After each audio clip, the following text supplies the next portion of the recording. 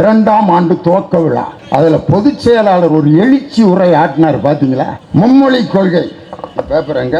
Paper பால் கியா பால் பால். Bathroom போறப்போ ஒரு 5 மைக்கு. இந்த ஒவ்வொரு தமிழ்நாட்டு துறையிலையும் 1000 கோடி ஊழல் நடந்துட்டு இருக்குங்கன்னா பிஜேபி குரூப் கன்ஃபியூஸ் ஆகி குழம்பி போய் கிடக்கு. நம்ம ஆந்திராவினுடைய கவர்னர் அம்மா தமிழிசை சவுந்தரராஜன் அவங்க நம்ம முதலமைச்சருக்கு பிறந்த நாள் வாழ்த்து சொல்றாங்க. எந்த மொழியில சொல்லியிருக்காங்கன்னா தெலுங்குல பிறந்த நாள் வாழ்த்து. யாரு பேரு? தமிழிசை சவுந்தரராஜன். தெலுங்குல தமிழ்நாட்டு முதலமைச்சருக்கு வாழ்த்து.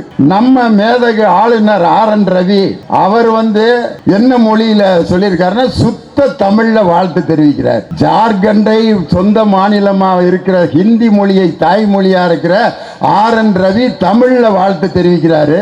தமிழை தாய்மொழியாக கொண்ட தமிழிசை சவுந்தரராஜன் தெலுங்குல வாழ்த்து தெரிவிக்கிறாங்க. இதுல இருந்து என்ன தெரியுதுன்னா பிஜேபி குரூப் கன்ஃபியூஸ் ஆகி குழம்பி போய் கிடக்கு.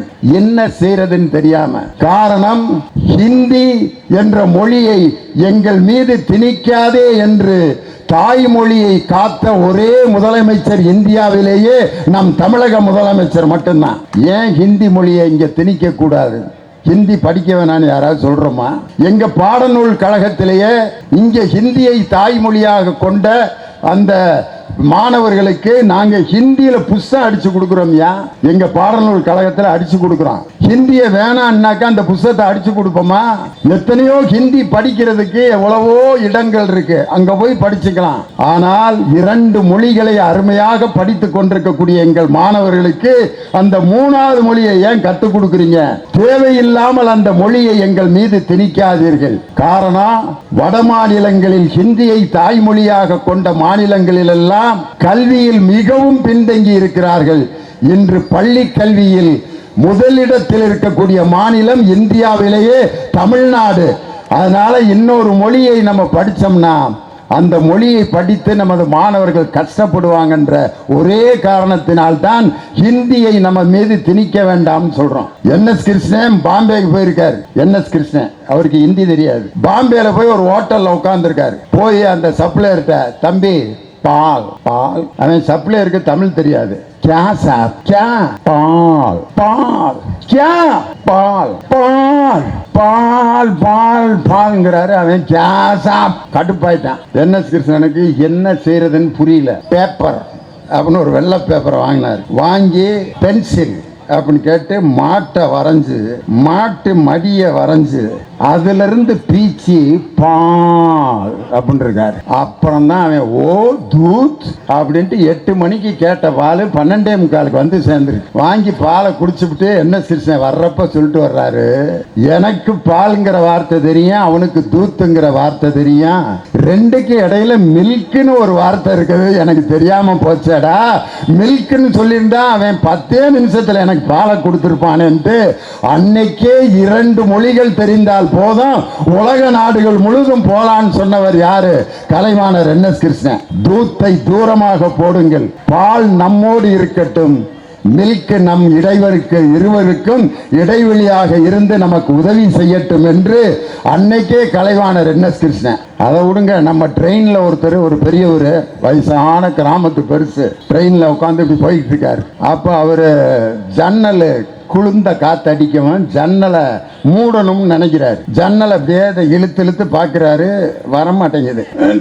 அப்பா எதிர்த்தாப்புல ஒரு வட இந்தியாக்காரன் இந்திக்காரன் உட்கார்ந்து இருந்திருக்கான். அவன் பார்த்தான், ஜாவ் அப்படின்ட்டு அந்த கதவை சங் அப்படின்னு இழுத்தான், மூடிடுச்சு. உடனே பெருசு அவனை அப்படியே பார்த்தாரு. சப்பாத்தி சாப்பிட்றா பலம் வரும் அப்படின்னா பெரியவர் சரியா சப்பாத்தி சாப்பிட சொல்லிட்டு போறானே அப்படி இப்படியே உட்காந்துட்டாரு. அடுத்து பெருசுக்கு உச்சா வந்துருச்சு. நேரா பாத்ரூம் கதவை போய் தள்ளி தள்ளி பாக்குறாரு, திறக்க முடியல. வட இந்தியாக்காரன் அண்ணா ஜாவ் அப்படின்னு தள்ளனா கதவு திறந்துரு. பெருசு இப்படியே மூஞ்சிய பார்த்துச்சு. சப்பாத்தி சாப்பிட்றா பலம் வரும். பெருசு நம்மளை இப்படி அவமானப்படுத்திட்டானே, என்னடா இவனுக்கு பாடம் கற்பிக்கிறதுன்னு யோசித்தாரு பெருசு. இந்த ட்ரெயினை நிப்பாட்டுறதுக்கு ஒரு சிவப்பு சங்கிலி இருக்கும்ல, அதை இழுக்கிற மாதிரி நடிச்சிருக்காரு. முடியாம ஐயோ அம்மா அம்மா வந்திருக்கான் வட இந்தியாக்காரன். ஜவ் உடனே வண்டி நின்றுச்சு. டிடிஆர் பிடிஆர் போலீஸ் கீலீஸ் 50 பேரும் வந்து சங்கிலி யாரா இழுத்தது அப்படின்னு அப்படின்னு இருக்கான். 5000 ரூபாய் பையனை கட்டுறான் நாயான்னு இருக்கான். அப்பதான் இவன் பெருசை பார்த்துருக்கான். பழைய சோறு சாப்பிட்றா புத்தி வரும் அப்படின்னு இருக்காரு.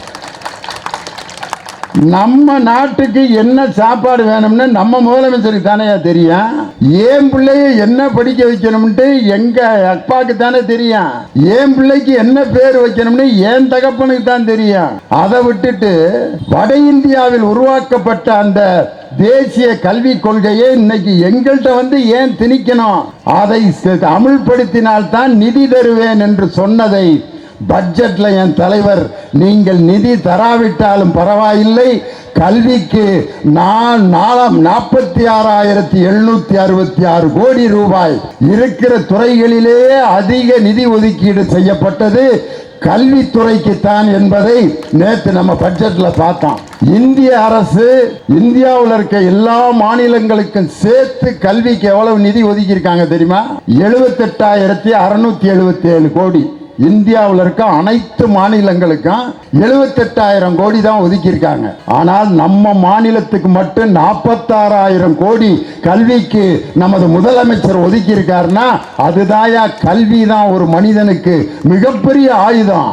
எங்க அப்பா வந்து எனக்கு ஒரு 10 ஏக்கர் நிலமும் 2 கல்யாண மண்டபத்தையும் எழுதி கொடுத்திருந்தாருன்னா அங்க உட்காந்து நான் கணக்கு எழுதிட்டு இருந்திருப்பேன். லியோனி அங்க கணக்கு பிள்ளையா தான் இருந்திருப்பேன்.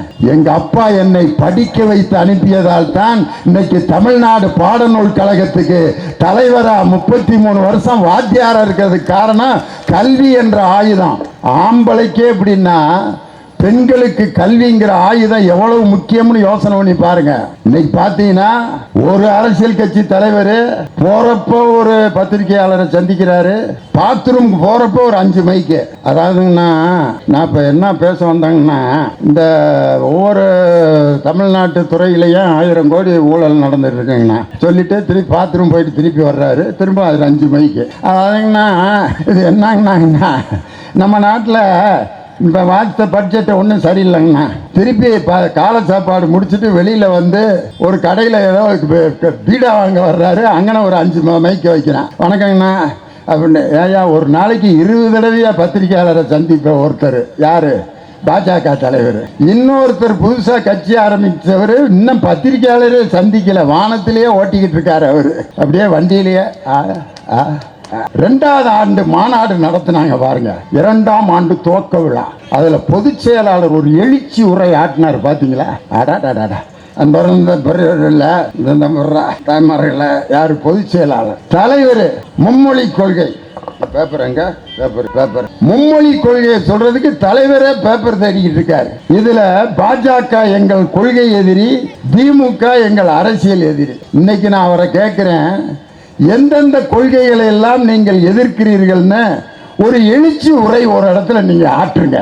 பாரதிய ஜனதாவின் கொள்கைகள் எதையெல்லாம் நீங்கள் எதிர்க்கிறீர்கள், வாங்கள் எதிர்த்து போராடுவோம்னு உங்க மக்களை கூப்பிடுறத விட்டுட்டு what bro, it is wrong bro, no bro, okay bro அப்படின்ட்டு போயிட்டு இருக்காரு. பார்க்குறவங்கலாம் இவரை நம்பி வந்து உட்காந்துருக்க மேடம் ஏண்டா அப்படின்ட்டு. ஆனால் இன்னைக்கு நம்ம திராவிட முன்னேற்ற கழகத்தில் 182 இளம் பேச்சாளர்களை உருவாக்கி இருக்கிறார் நம் இளைஞரணி செயலாளர் துணை முதலமைச்சர் நமது உதயநிதி ஸ்டாலின். 182 பேச்சாளர். ஒவ்வொருத்தரும் இன்னைக்கு மும்மொழி கொள்கையுடைய ஆபத்தை பத்தி பேச சொன்னா 1 மணி நேரம் பேசினா.